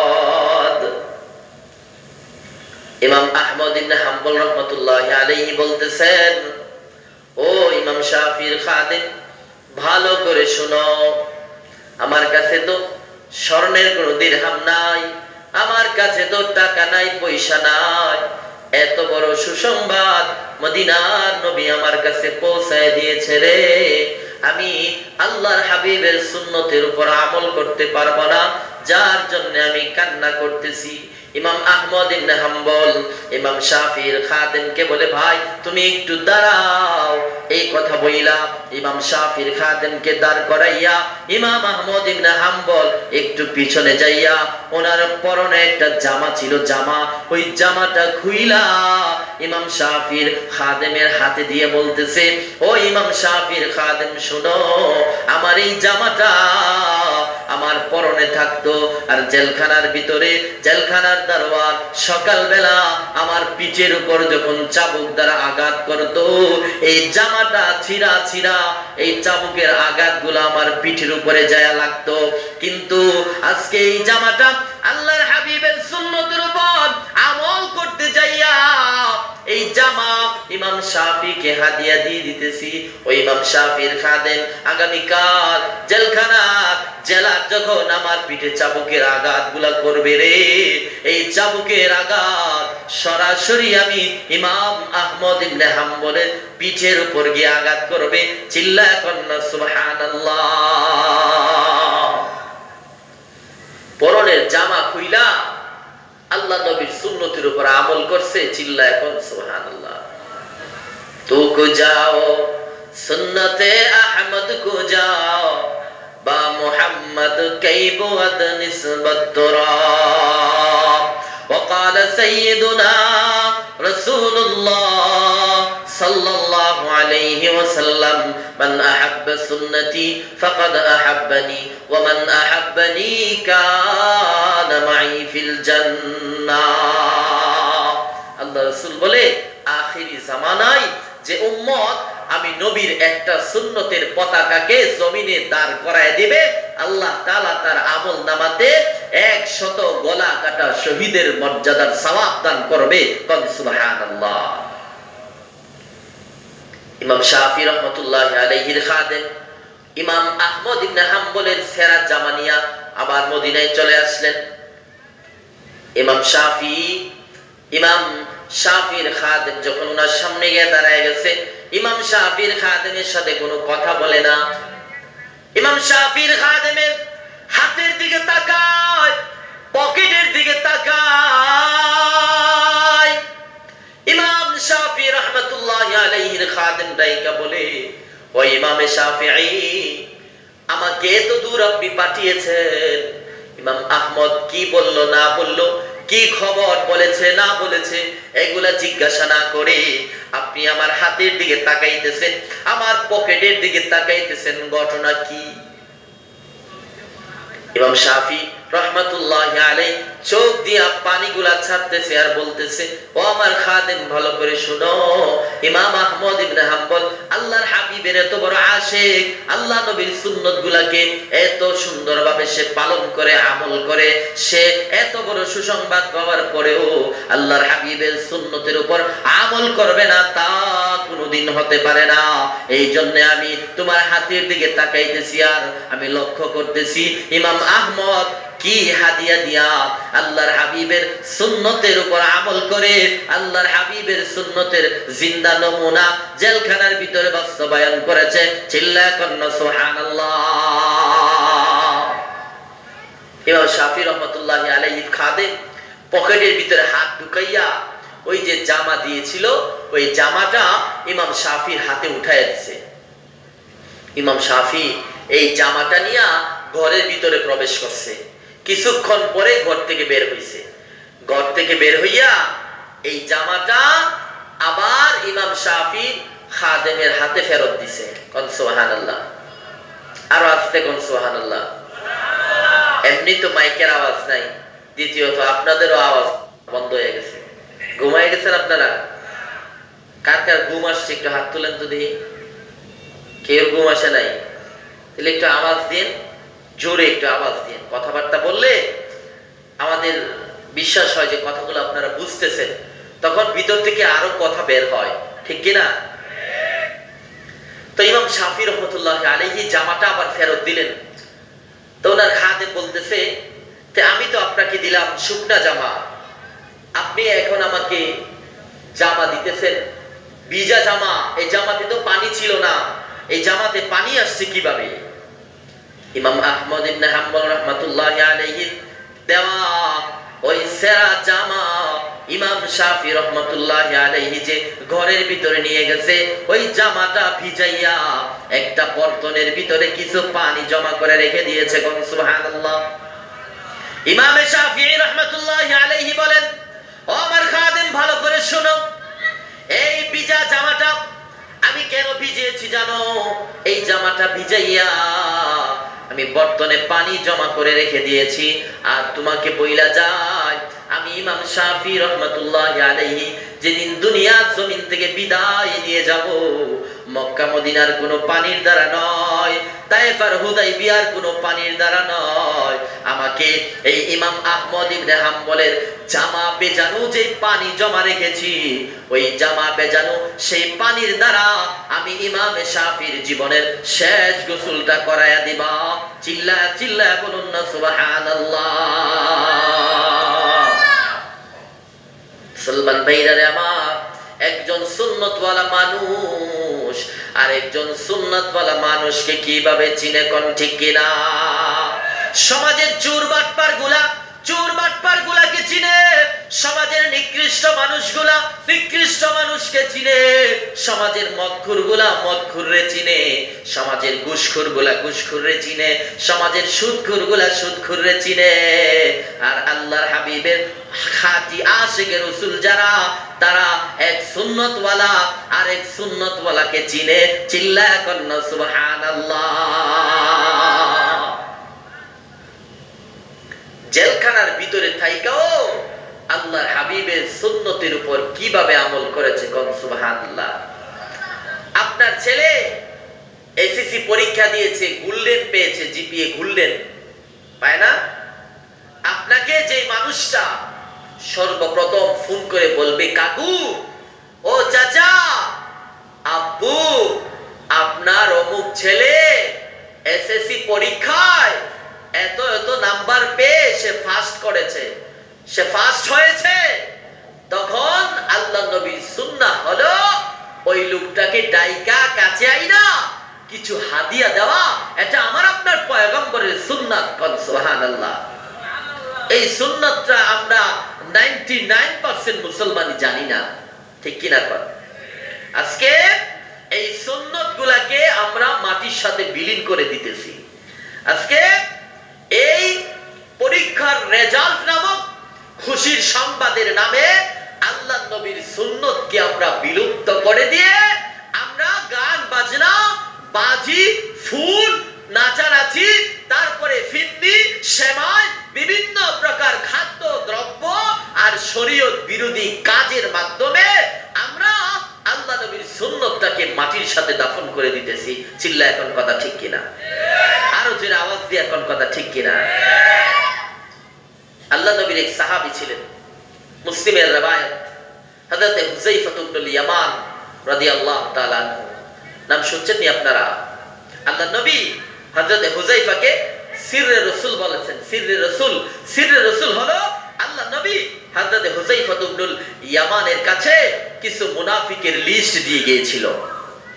মৃত্যুর আগে নবী একটা সাদা কাগজে লিস্ট করেছে কে কে মুনাফিক, ওই মুনাফিকের লিস্ট আল্লাহ নবী হুযায়ফার হাতে তুলে দিয়েছে। কোন সুবহানাল্লাহ। হুযায়ফা যে সাহাবীর জানাজায় অংশগ্রহণ করতেন, হযরত ওমর মনে করতেন যে ওই সাহাবী মুনাফিক না। অধিকাংশ সাহাবাই কেরামের জানাজায় হুযায়ফা রাদিয়াল্লাহু তাআলা অংশগ্রহণ করতেন না। হযরত ওমর একদিন হুযায়ফাকে বলে, হুযায়ফা, তুমি অধিকাংশ সাহাবীর জানাজায় অংশগ্রহণ করো না কেন? হুযায়ফা বলে, ওই সমস্ত সাহাবীদের নাম মুনাফিকের লিস্টের ভিতরে আছে, এই জন্য আমি হুযায়ফা তাদের জানাজায় অংশগ্রহণ করি না। চিল্লায়া কোন নাউযুবিল্লাহ। এই হুযায়ফা ইবনুল ইয়ামান 10 জন মুজাহিদের চিফ অফ কমান্ডার। কয়জন? জোরে কোন কয়জন? আরো জোরে কোন কয়জন? 10 জন সাহাবীর চিফ অফ কমান্ডার। অনেকে পাঠিয়েছে পারস্যের রাজপ্রাসাদে কালিমার দাওয়াত দেওয়ার জন্য, আল্লাহর একত্ববাদের ঘোষণা দেওয়ার জন্য। তো রাজপ্রাসাদে যাওয়ার পরে আপনার পারস্যের রাজা দুপুরের খাবারের ইন্তজাম করেছে টেবিলের মধ্যে, চেয়ার টেবিলে। কোথায়? চেয়ার টেবিলে। তো হুযায়ফা ইবনুল ইয়ামান রাদিয়াল্লাহু তাআলা সহ 10 জন মর্দে মুজাহিদ এই চেয়ার টেবিলে খেতে বসছে। তো খানা চলতেছে, হঠাৎ করে আল্লাহ নবীর সাহাবী হুযায়ফার হাত থেকে এক লুকমা খানা নিচে পড়ে গেছে। তো হুযায়ফা ওই খাবারটা উঠাইতে চাইতেছে। 2 জন সাহাবী দুই পাশ থেকে হুযায়ফাকে এইভাবে চাপ দিছে, বলতেছে, হুযায়ফা, এটা কিন্তু পারস্যের রাজপ্রাসাদ, তুমি যে ফ্লোর থেকে খাবারটা উঠাবা, পারস্যের রাজ সিংহাসনের কর্মকর্তারা মনে করবে যে মুসলমানরা মনে হয় ভালো কোনো খাবার পায় না, ভালো ভালো খাবার তারা চোখেও দেখে না। আজকে পারস্যের রাজপ্রাসাদে ভালো খাবার পেয়েছে, এক লুকমা খাবার পড়ে গেছে, ওই খাবারটা আবার উঠাইয়া সে খাওয়া শুরু করছে। আমাদেরকে না নিম্ন মানের নজরে তারা দেখবে, অতএব হুযায়ফা এই খাবারটা তুমি উঠাইও না। মুসলিমের রাওয়ায়াত, হুযায়ফা বলেন, আতরুকু সুন্নাত হাবিবি সাল্লাল্লাহু আলাইহি ওয়াসাল্লাম লিহাউলাইল হুমাকা। ও আমার সাথীরা, তোমরা কি মনে করেছো এই আহমক, এই বেকুফরা আমি হুযায়ফাকে বাজে বলবে, আমি হুযায়ফাকে বাঁকা নজরে দেখবে? আমি এগুলা পরোয়া করি না। আমি হুযায়ফাকে যদি ফাঁসির কাস্টেও ঝুলাইয়া দেওয়া হয়, আমি হুযায়ফাকে যদি জেলখানার ভিতরে বন্দি করে দেওয়া হয়, আমি হুযায়ফার বুকে যদি বুলেট মারতে মারতে আমি হুযায়ফার বুকটাকে যদি চাজরাও করে দেওয়া হয়, এরপরও সাইয়্যিদুল মুরসালিন, দু জাহানের বাদশা, নবী আরবি, নবী দু জাহান, কান্ডারি নবী আহমদ মুস্তাফা সাল্লাল্লাহু আলাইহি ওয়াসাল্লামের একটা সুন্নতকে আমি হুযায়ফার শরীরে এক বিন্দু রক্ত থাকতে আল্লাহর নবীর সুন্নতকে মাটির সাথে বিলীন হতে দিতে পারি না। সুবহানাল্লাহ বলেন। হযরত হুযায়ফা এই খাবারটা নিচ থেকে উঠাইছে, উঠাইয়া যে খাবারগুলোতে ময়লা লেগেছে ওই খাবারগুলো দস্তরখানার উপরে রাইখা দিছে। যে খাবারগুলো ভালো ছিল ওগুলা মুখের ভিতর দিয়ে চিবাইয়া গিলে ফেলেছে। কোন সুবহানাল্লাহ, আর আস্তে কোন সুবহানাল্লাহ। হুযায়ফা ইবনুল ইয়ামান রাদিয়াল্লাহু তাআলা এত বড় কঠিন মুহূর্তেও আল্লাহর হাবিবের সুন্নতকে অবজ্ঞা করে নাই, আল্লাহর নবীর আদর্শকে মাটির সাথে বিলীন হতে দিতে পারে না। চিল্লা এখন কথা ঠিক কিনা? শেষ পর্যন্ত পারস্যের রাজা হুযায়ফা ইবনুল ইয়ামান সহ 10 জন সাহাবীকে জেলখানার ভিতরে বন্দী করে দিয়েছে। কোথায়? যেরকম কোথায়? জেলখানায় বন্দী করে দিয়েছে। কারণ কি? কারণ একটাই, যে হুযায়ফা তো 10 জন মুজাহিদের চিফ অফ কমান্ডার। হুযায়ফার ঈমানটাকে যদি ধ্বংস করা যায়, 10 জন মুসলমানের ঈমান ধ্বংস হয়ে যাবে। 10 জন মুসলমান ওই পারস্যের রাজার ধর্ম অবলম্বন করবে, সেই ধর্ম তারা গ্রহণ করবে। এই চিন্তায় হযরত হুযায়ফাকে জেলখানায় বন্দী করে দিয়েছে। হযরত হুযায়ফা রুমে তালাবদ্ধ করে দিয়েছে। 3 দিন হয়ে গেছে। হুযায়ফা রাদিয়াল্লাহু তাআলা আনহুকে কোনো খাবার দেয় না।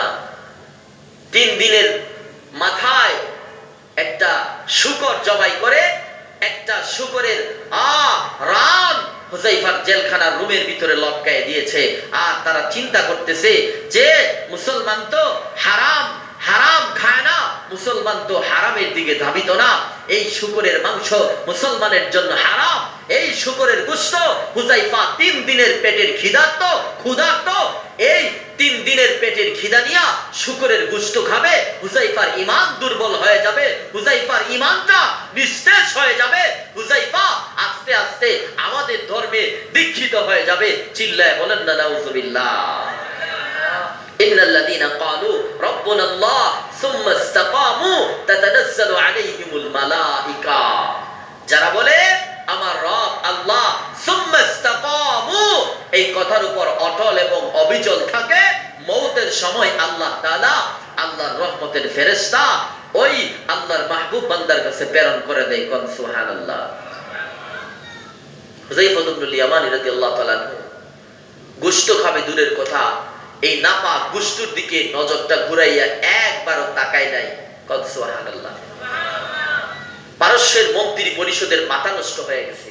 আর এটা কেমন মানুষ, আর এটা কেমন নেতার আদর্শ গ্রহণ করেছে, জীবন চলে যাবে তো নেতার আদর্শকে মাটির সাথে বিলীন হতে দিবে না। সে কোন নেতার অনুসরণ করে, সে কোন নেতাকে ফলো করে, সে কোন নেতার আদর্শবান হয়েছে। শেষ পর্যন্ত তারা সিদ্ধান্ত নিল যে হুযায়ফার জেলখানার ভিতরে একটা উলঙ্গ মহিলাকে ছেড়ে দাও। এই উলঙ্গ মহিলাটা নাচবে, গাইবে, খেলবে, ধুলবে। হুযায়ফা ওই পতিতা নারীর দিকে তার মনটা ঝুঁকে যাবে, ওই মহিলার প্রেমে পড়ে যাবে। হুযায়ফার ঈমানটা ধ্বংস হয়ে যাবে। হুযায়ফা আমাদের ধর্মের উপর দীক্ষিত হয়ে যাবে। চিল্লায় বলুন নাউযুবিল্লাহ। একটা নর্তকী মহিলাকে হযরত হুযায়ফা জেলখানার রুমে পাঠিয়ে দেওয়া হলো। কথা বুঝতেছেন আমার? অসুবিধা হইতেছে? শেষ করে দেব। একটা পতিতা মহিলাকে উলঙ্গ করে হুযায়ফার জেলখানার ভিতরে প্রেরণ করা হয়েছে। মহিলাটা হুযায়ফা ইবনুল ইয়ামান, আল্লাহ নবীর একজন মর্দে মুজাহিদ, তার সামনে দাঁড়াইয়া শরীরের অঙ্গগুলাকে এমন ভাবে খেলায়, এমন ভাবে ধুলায়, আর নাচতে থাকে, গাইতে থাকে 24টা ঘন্টা।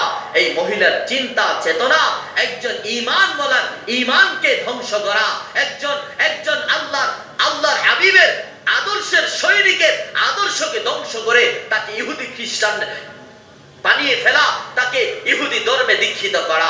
এই হলো ওই পতিতা মহিলার চিন্তা চেতনা। এইভাবে চলতেছে চলতেছে, একদিন, 2 দিন, 3 দিন, 4 দিন, 5 দিন, 1 সপ্তাহ হয়ে গেছে। হুযায়ফা ইবনুল ইয়ামানি মাথা নিচু করে যে আল্লাহ পাকের কালামে হাকিমের তিলাওয়াত করতেছে, এই 6 দিনের ভিতরে কোনো একদিন মাথা উত্তোলন করে নাই। কোন সুবহানাল্লাহ, আর জোরে কোন সুবহানাল্লাহ। মহিলা জেলখানার ভিতর থেকে বের হয়ে গেছে। বের হয়ে পারস্যের রাজ সিংহাসনের সামনে দাঁড়াইয়া পারস্যের রাজাকে বলতেছে, আরসালতানি ইলা হাজারিন আও ইলা বাশারিন। ও পারস্যের রাজা, তুমি কি আমাকে মানুষের কাছে প্রেরণ করেছো না পাথরের কাছে প্রেরণ করেছো? সুবহানাল্লাহ কোন, আর জোরে কোন সুবহানাল্লাহ। আরসালতানি ইলা হাজারিন আও ইলা বাশারিন। ও পারস্যের রাজা, তুমি কি আমাকে মানুষের কাছে পাঠিয়েছো না পাথরের কাছে পাঠিয়েছো? আরে এটা তো মানুষ না, এটা তো পাথর। আমাদের বাংলাদেশের সাদা দাড়িওয়ালা মুরব্বী আর একটা নর্তকীকে যদি একটা রুমের ভিতরে না ফ্যান্ডেলের নিচে বসাইয়া দেওয়া হয়, ওই সাদা দাড়িওয়ালা মুরব্বী 17 বছরের যুবক হয়ে যাবে, ঠিক কিনা? যেরকম ঠিক কিনা? জেলখানার ভিতরে একদিন নয়, 2 দিন নয়, 6 দিন একটা নর্তকী মহিলা শরীরের অঙ্গগুলা খেলাইলো ধুলাইলো। এরপরেও একজন সাচ্চা ঈমানওয়ালা, একজন আদর্শ নেতা, একজন আদর্শ কর্মী তার মাথাটা নিচ থেকে উপরে উঠাইতে পারে না। চিল্লায়া কন্যা সুবহানাল্লাহ। পতিতা মহিলা বলে, ও পারস্যের রাজা, তুমি আমাকে কার কাছে প্রেরণ করেছো? এটা তো মানুষ না, মানুষ না, এটা তো পাথর, পাথর। কারণ যদি মানুষ হইতো তাইলে একদিন না একদিন মাথা উত্তোলন করে আমার চেহারাটা দেখতো। কন্যা ঠিক কিনা? হযরত হুযায়ফা ইবনুল ইয়ামানি রাদিয়াল্লাহু তাআলা আনহু এত বড় ঈমানের পরীক্ষা দিয়েছেন, এরপরেও ওই মহিলার যে পা আছে, পায়ের বৃদ্ধাঙ্গুলি আছে, বৃদ্ধাঙ্গুলির উপরে পশম আছে। হুযায়ফা বলেন, আল্লাহর কসম, এই 6 দিনের ভিতরে কোনো একদিন আমি মাথা উত্তোলন করে ওই পতিতা মহিলার বৃদ্ধাঙ্গুলির উপরে যে চুল আছে, পশম আছে, ওই পশমগুলা কোনো একদিনও আমি মাথা উত্তোলন করে দেখি নাই। চিল্লায়া কন্যা সুবহানাল্লাহ। सारे दुनिया हो मुखालिफ, कुछ नहीं नुकसान है, डर नहीं कुछ गम नहीं कुछ, जब खुदा रहमान है, डर नहीं कुछ गम नहीं कुछ, जब खुदा रहमान है। अल्लाह अल्लाह क्या मुजामुर शद के मई का नाम है, अल्लाह अल्लाह क्या मुजामुर शद के मई का नाम है, दोनों आलम की हकीकत ये कि पैमा नाम है। পারস্যের রাজার মাথা নষ্ট হয়ে গেছে। আরে কিভাবে হুযায়ফার ঈমানটারে নষ্ট করা যায়, কিভাবে হুযায়ফাকে ইহুদি বানানো যায়, কিভাবে হুযায়ফাকে নাস্তিক বানানো যায়।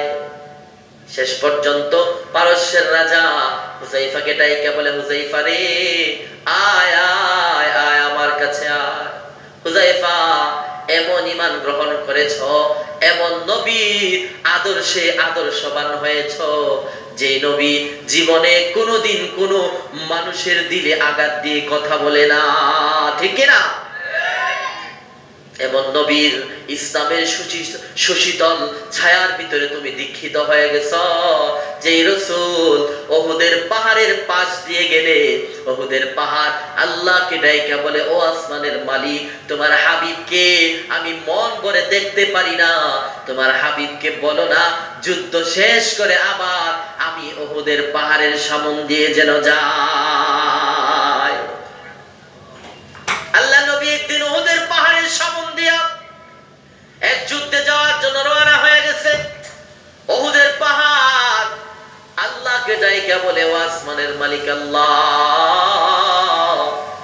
তোমার হাবিবের চেহারাটা পুরাপুরি ভাবে আমি ওহুদের পাহাড় দেখতে পাই না। ও মালিক, ওহুদের পাহাড় হইয়া তোমার কাছে ফরিয়াদ করি, যুদ্ধ শেষ হওয়ার পরে তোমার হাবিবকে আবার আমার সামন দিয়া নিয়ে যায়, যেন তোমার হাবিবের নূরানি চেহারা আমি ওহুদের পাহাড় পুনরায় দেখতে পারি। কোন সুবহানাল্লাহ। আল্লাহর হাবিবের একটা আদর্শ ছিল, আল্লাহর হাবিব যখন কোন যুদ্ধে অংশগ্রহণ করার জন্য রওনা হয়ে যাইত, যে রাস্তা দিয়ে যেতেন ওই রাস্তা দিয়ে তিনি আসতেন না, ভিন্ন রাস্তায় তিনি আসতেন। কারণ এই রাস্তা দিয়ে আসলে যদি আবার ওই কাফের কুফাররা বসে থাকে, আল্লাহর হাবিবের উপর যদি আবার আক্রমণ করে, এই জন্য আমার আপনার নবী কৌশল অবলম্বন করে ওই রাস্তা দিয়ে আসতেন না, ভিন্ন রাস্তা দিয়ে আসতেন। কোন সুবহানাল্লাহ। যুদ্ধ যখন শেষ হয়ে গেছে, আবার আপনার হাবিব ওই রাস্তা ছেড়ে অন্য রাস্তায় রওনা হয়ে গেছে। সাইয়্যিদুল মালায়েকা রূহুল আমিন যাকে বলা হয়, হযরত জিবরাইল আলাইহিস সালাতু ওয়াস সালাম আল্লাহর হাবিবের সামনে গিয়ে বলে, ইয়া রাসূলুল্লাহ, ও নবীজি, আপনি ওই রাস্তা দিয়ে যাবেন না, আজকে যে রাস্তা দিয়ে আপনি যুদ্ধে গমন করেছেন ওই রাস্তা দিয়ে আপনি আবার ফেরত আসতে হবে। আল্লাহর হাবিব জিবরাইলের কথা শুই না যে রাস্তা দিয়ে গিয়েছিল ওই রাস্তা দিয়ে আবার ফেরত আসতেছিল। ওহুদের পাহাড় আল্লাহ নবীর নূরানি চেহারা মুবারকটা দেখা এমন ভাবে হাসতেছিল, এমন ভাবে লাফাইতেছিল, এমন ভাবে আল্লাহু আকবার বলে ধ্বনি দিতেছিল, আল্লাহকে ডাইকা বলতেছিল, ও আরশ আজিমের মালিক, ও মহান প্রভু, তোমার হাবিবের চেহারাটা আমি সরাসরি স্পষ্ট ভাবে দেখে আমি ওহুদের পাহাড় আমার কলিজাটা ঠান্ডা করেছি। কোন সুবহানাল্লাহ। আবু দাউদ শরীফের হাদিস, আল্লাহ রাসূল বলে, আহাদা জাবাল উহুদিন, এই হলো ওহুদের পাহাড়, যে ওহুদের পাহাড়কে আমি বিশ্ব নবী ভালোবাসি, যে ওহুদের পাহাড় আমি বিশ্ব নবীকে ভালোবাসি। চিল্লায়া কন্না সুবহানাল্লাহ। পারস্যের রাজা হুযায়ফাকে ডাইকা কয়, হুযায়ফা, তুমি আমার কপালে একটা চুম্বন করো আর তোমাকে সহ 10 জন মধ্যে মুজাহিদকে জেলখানা থেকে ছেড়ে দেব। হুযায়ফা চিন্তা করলো, একটা চুমার বিনিময়, একটা চুমুনের বিনিময় যদি আমি সহ 10 জন মুজাহিদ জেল থেকে মুক্তি পেয়ে যায়, তাহলে তো কোনো কথাই নাই। হুযায়ফা ওই পারস্যের রাজার কপালে একটা চুমু মারছে, পারস্যের রাজা 10 জন মধ্যে মুজাহিদ সহ হুযায়ফা ইবনুল ইয়ামানিকে ছেড়ে দিয়েছে। চিল্লায়া কন্না সুবহানাল্লাহ।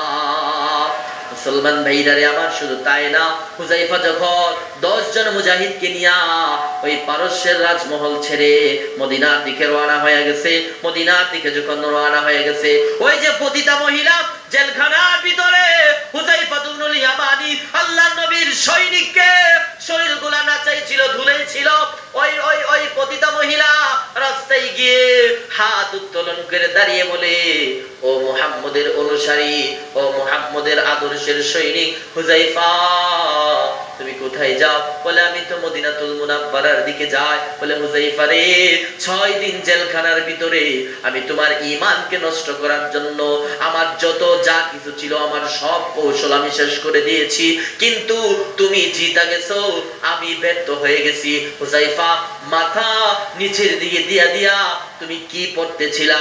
হুযায়ফা বলে, আল্লাহ পাকের ঐশী গ্রন্থ কুরআন আল হাকিম তিলাওয়াত করতেছিলাম। ওই পতিতা মহিলা বলে, হুযায়ফা, আমাকেও সেই কোরআন পড়ার সুযোগ করে দাও। নবীর সৈনিক হুযায়ফা বলে, এই কোরআন যদি পড়তে চাও ওযু করতে হবে, গোসল করতে হবে, তোমাকে পবিত্রতা অবলম্বন করতে হবে।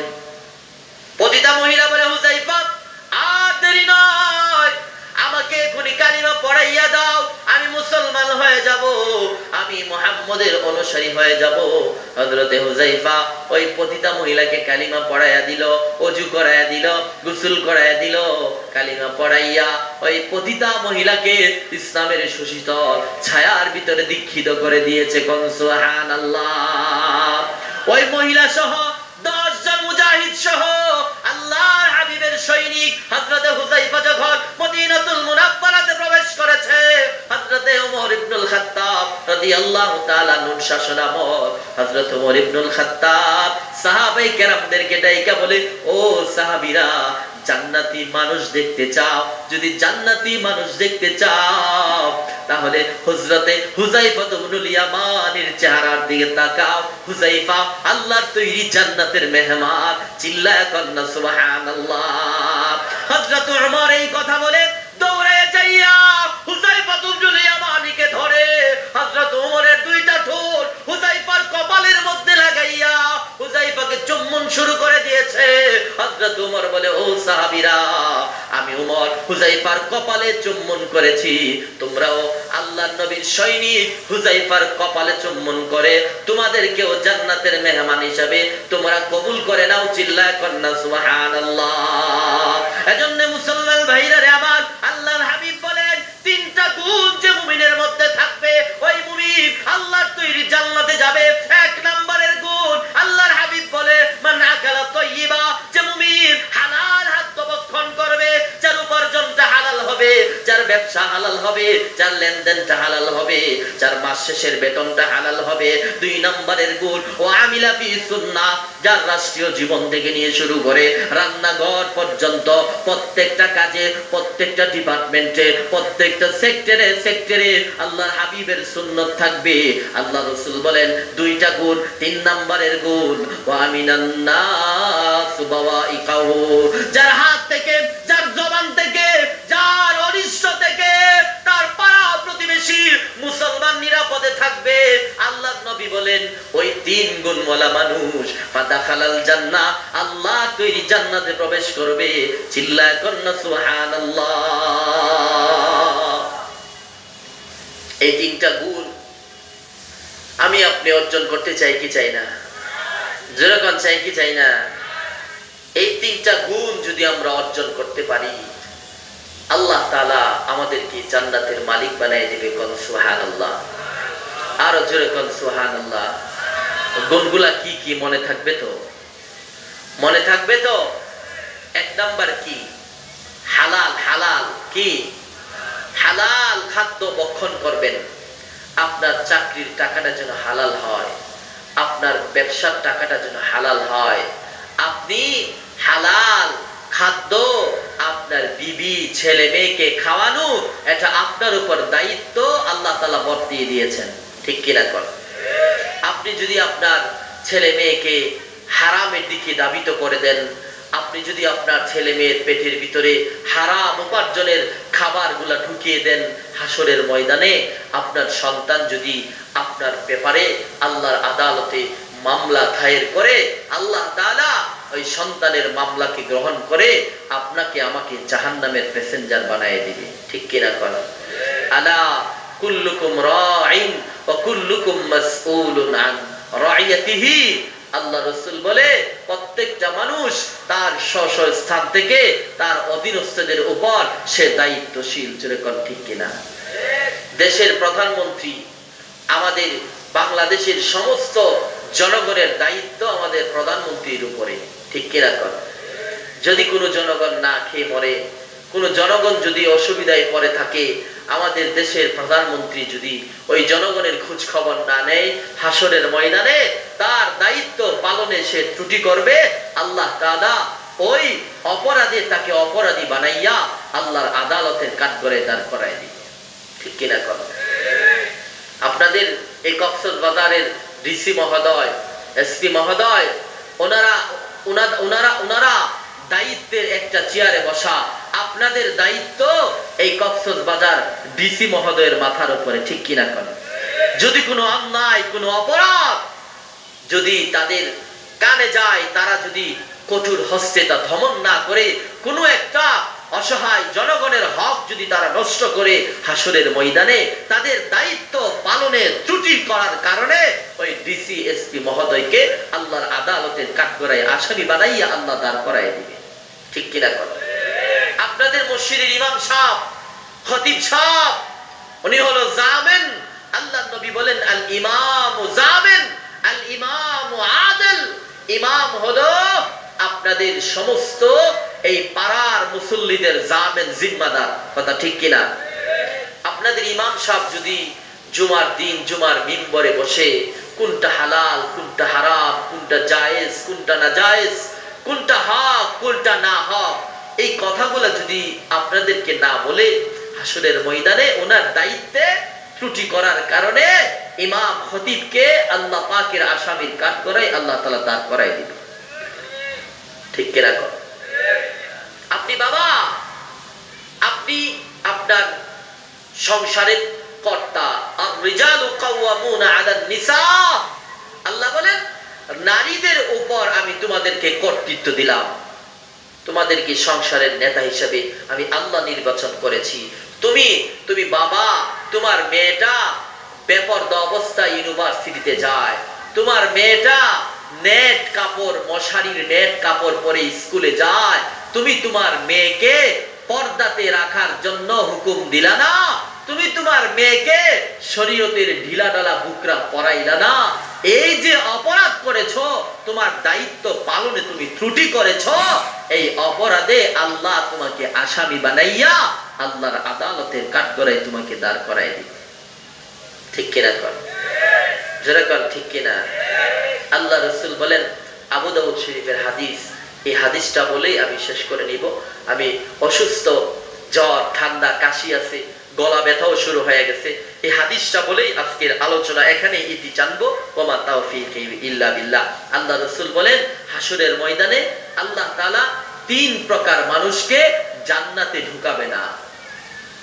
কয় প্রকার? জোরে কোন কয় প্রকার? আরো জোরে, আরো জোরে বলুন। তিন প্রকার। কয় প্রকার? তিন প্রকার মানুষকে আল্লাহ তাআলা জান্নাতে ঢুকাবে না। এক নাম্বার, ওই বাবা, যেই বাবা তার মেয়েগুলাকে পর্দাতে রাখার জন্য হুকুম দেয় নাই।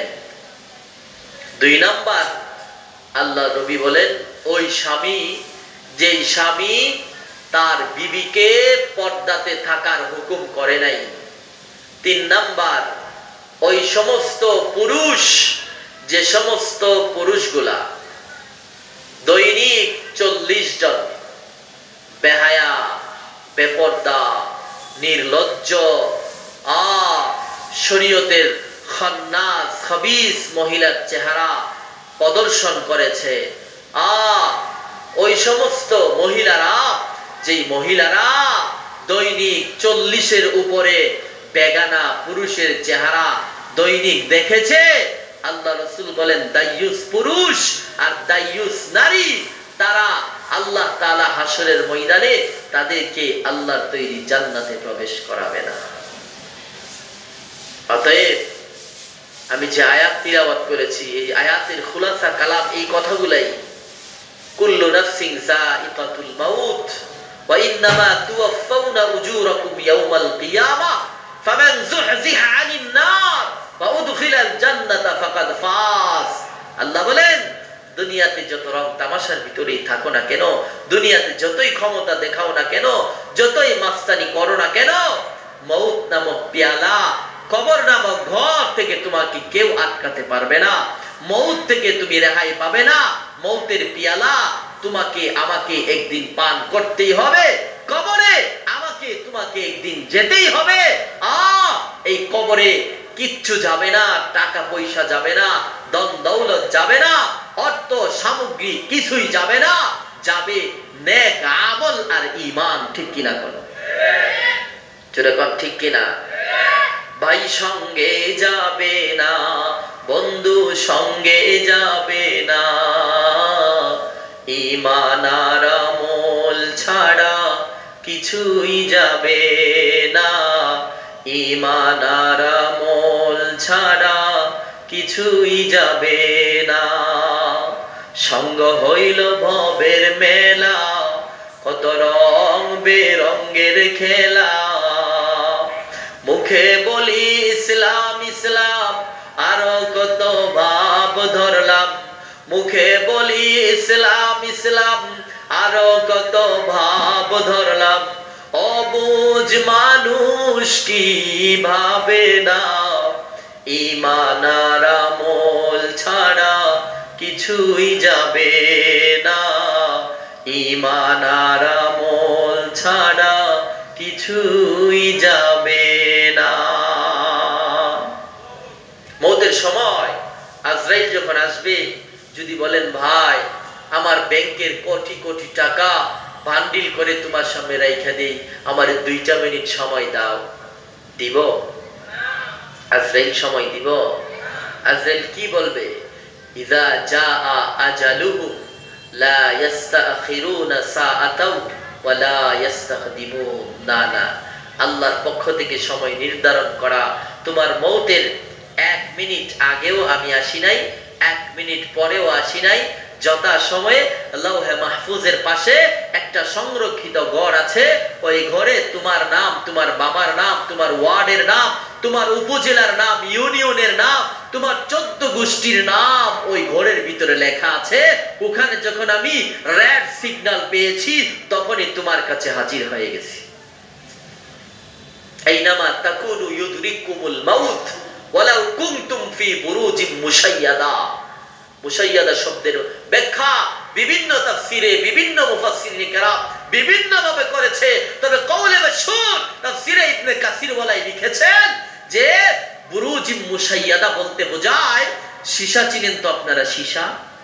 চিনেন না? আচ্ছা, ইটা বেশি মজবুত না সীসা বেশি মজবুত? সীসা মজবুত না? এই সীসা গালাইয়া, এই সীসা দিয়ে যদি একটা মজবুত ঘর, একটা প্রাচীর তৈরি করেন, ওই প্রাচীরের ভিতরেও যদি থাকেন, আল্লাহ বলেন ফি বুরুজিম মুশাইয়াদা, ওই সীসা গলিত সুউচ্চ মজবুত প্রাচীরের ভিতর থেকেও আজরাইল তোমার আর আমার জানটাকে বের করে নিয়ে আসবে। হযরত আলী রাদিয়াল্লাহু তাআলা বলেন যে একজন বেনামাজি, একজন সুদখোর, একজন ঘুষখোর, একজন ইসলামের দুশমন, একজন কোরআনের দুশমন, আল্লাহ আল্লাহ নবীর দুশমন, তার মৃত্যুর যন্ত্রণাটা কেমন হবে?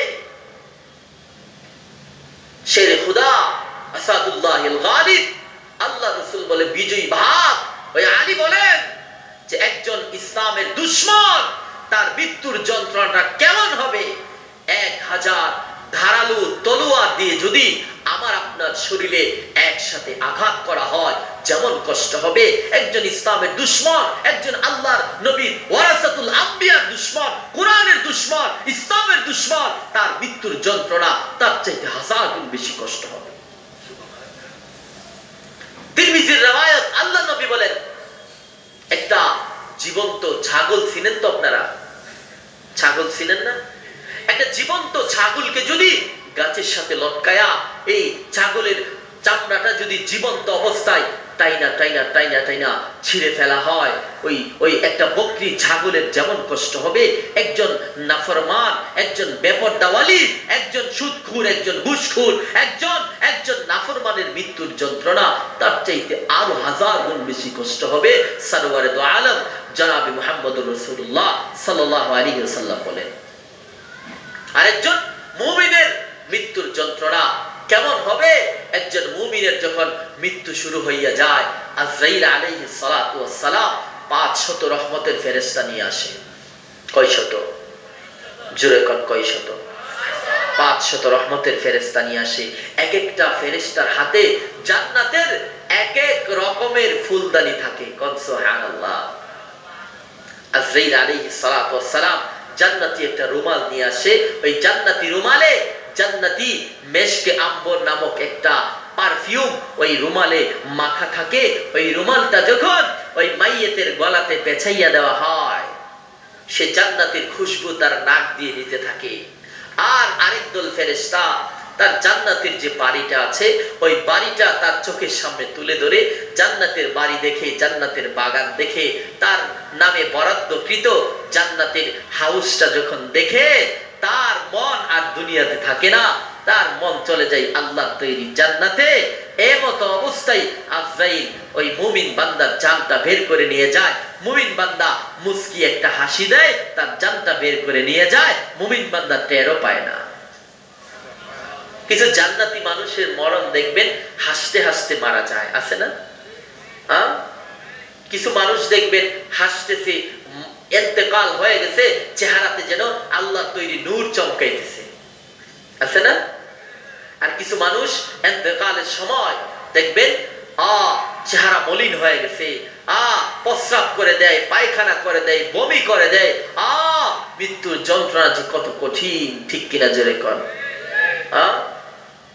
অতএব আম্মা জান হযরত আয়েশা সিদ্দিকা আল্লাহ নবীকে একদিন প্রশ্ন করেছেন, ইয়া রাসূলুল্লাহ, কবরে কি আযাব হবে?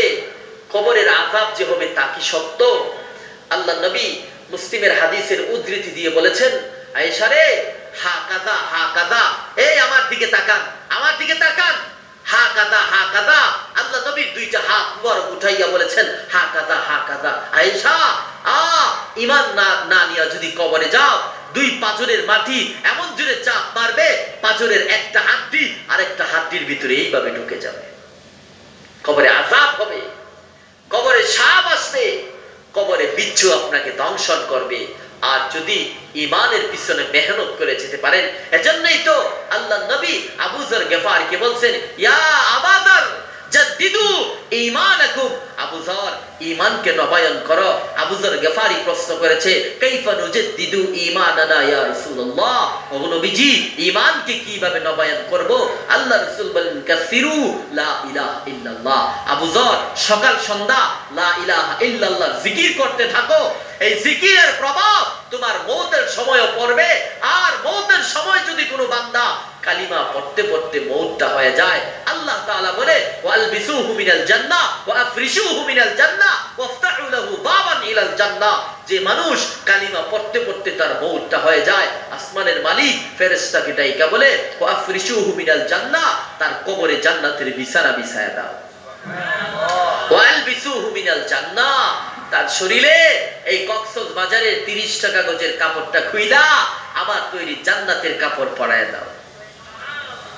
ওয়াফতাহু লাহু বাবান ইলাল জান্নাহ, তার কবর থেকে তার বাড়ি জান্নাত পর্যন্ত লাল গালিচার সংবর্ধনা দিয়া দাও।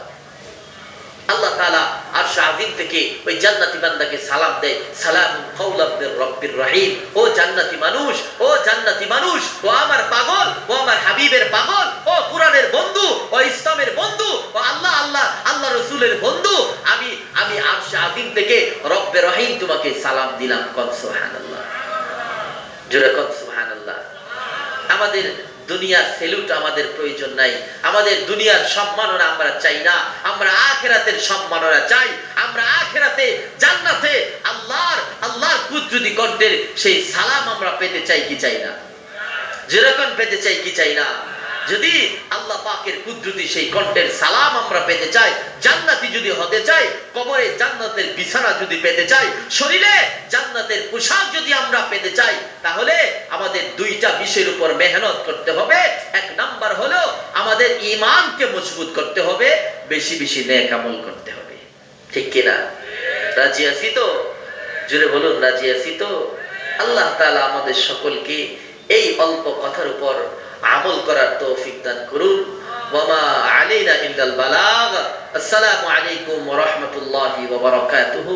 বিশেষ করে আজকে এই মাহফিলটা যাদের উদ্যোগে আয়োজিত হয়েছে, আল্লাহ তাআলা তাদেরকে দুনিয়া এবং আখিরাতের উত্তম জাযা দান করুক, সকলে বলি আমিন।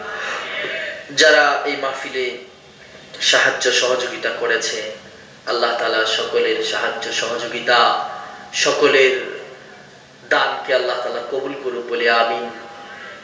বিশেষ করে এই যে ছেলেটা আমার পাশে বসা রিফাত, বহু কষ্ট করেছে, দৈনিক 30টার উপরে আমাকে ফোন দিয়েছে, এমন কোনো দিন নাই এর ফোনে আমি বিরক্ত হয়ে গেছি।